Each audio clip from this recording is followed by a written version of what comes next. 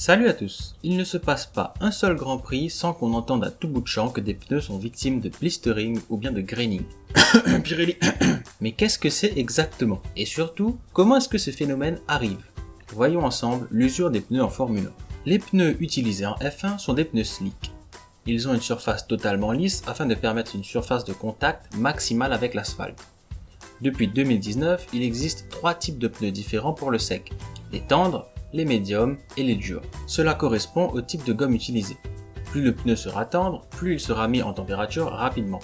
Il sera donc plus efficace pour un départ de course ou lors du tour de sortie des stands. Il offre aussi davantage de grip de manière générale. En revanche, plus le pneu sera dur, plus il durera longtemps et se dégradera lentement. Il deviendra donc un avantage plus tard dans la course. Alors, comment ces pneus s'usent-ils? Eh bien, c'est à cause de la friction. Et cette friction crée de la chaleur.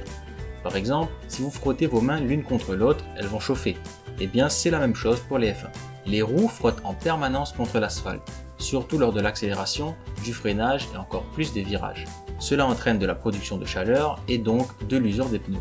À force de ces phases de chauffe et de refroidissement en ligne droite, le pneu finit par se durcir légèrement, ce qui le rend moins performant une fois usé. Il pourra moins se déformer et du coup ne pourra pas avoir autant de contact avec la route. Alors, c'est bien beau tout ça, mais le blistering et le graining alors? Eh bien justement, j'y viens. Lorsqu'un pneu est en température, c'est-à-dire chaud mais pas trop, il devient malléable. C'est un peu comme un gâteau, si vous le mangez froid, il va être relativement dur et sec. Mais si vous le réchauffez avant de manger, il sera bien moelleux.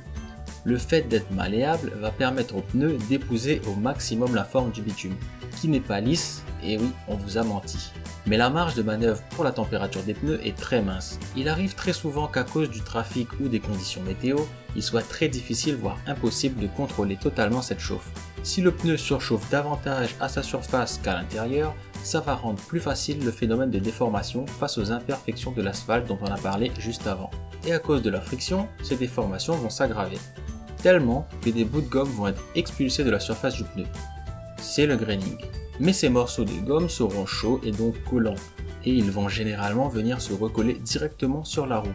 Et vous l'avez deviné, si on a des bouts de gomme collés sur notre roue, la bande de roulement ne peut plus faire son travail correctement, car sa surface de contact est polluée. Le pneu perd donc en performance. D'ailleurs, certains de ces morceaux qui ne se recollent pas au pneu sont envoyés sur le circuit. On peut souvent les voir à la télé hors de la racing line. Maintenant, si l'intérieur du pneu surchauffe plus que l'extérieur, il arrive que des poches d'air et de gomme se forment. Ces bulles d'air peuvent s'agrandir jusqu'à la bande de roulement et éclater en arrachant au passage des petits morceaux de gomme. C'est ce qu'on appelle le blistering. Si ça arrive, on peut facilement le repérer comme des taches apparentes à la surface du pneu. Je pourrais également parler de la surchauffe des pneus ou encore des flat spots, mais laissons ça pour une prochaine vidéo. Alors voilà, cette vidéo est terminée, j'espère qu'elle vous aura plu. N'hésitez pas à laisser un like et à vous abonner pour plus de vidéos. Sur ce, moi je vous dis à la prochaine. À fond!